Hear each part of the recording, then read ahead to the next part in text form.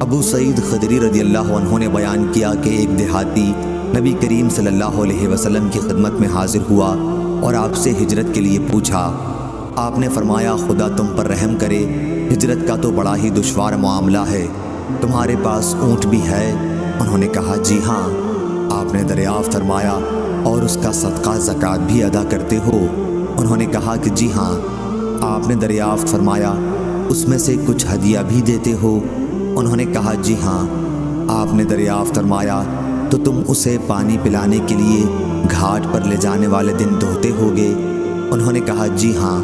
پھر آپ نے فرمایا کہ سمندروں کے پار بھی اگر تم عمل کرو گے تو اللہ تعالیٰ تمہارے عمل میں سے کوئی چیز نہیں چھوڑے گا۔ ایک دیہاتی نے دیگر مہاجرین کی طرح اپنا ملک چھوڑ کر مدینے میں رہنا چاہا۔ آپ جانتے تھے کہ اس سے ہجرت نہ نبھ سکے گی، اس لیے آپ نے فرمایا کہ اپنے ملک میں رہ کر نیک کام کرتا رہے، یہی کافی ہے۔ یہ واقعہ فتح مکہ کے بعد کا ہے جبکہ ہجرت فرض نہیں رہی تھی۔ صحیح بخاری حدیث نمبر 2633۔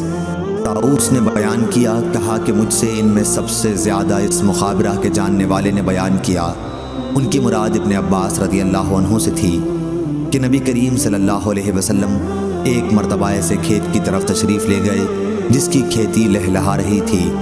آپ نے دریافت فرمایا کہ یہ کس کا ہے؟ صحابہ رضی اللہ عنہ نے بتلایا کہ فلاں نے اسے کرائے پر لیا ہے۔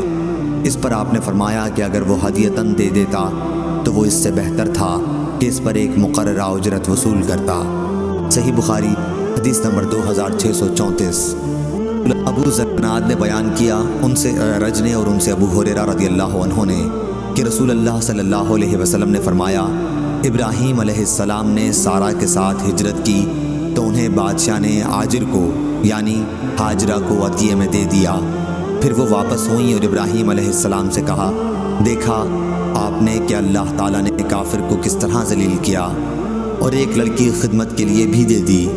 ابن سیرین نے کہا ان سے ابو ہریرہ رضی اللہ عنہ نے اور ان سے نبی کریم صلی اللہ علیہ وسلم نے کہ بادشاہ نے ہاجرہ کو ان کی خدمت کے لیے دے دیا تھا۔ صحیح بخاری حدیث نمبر 2635۔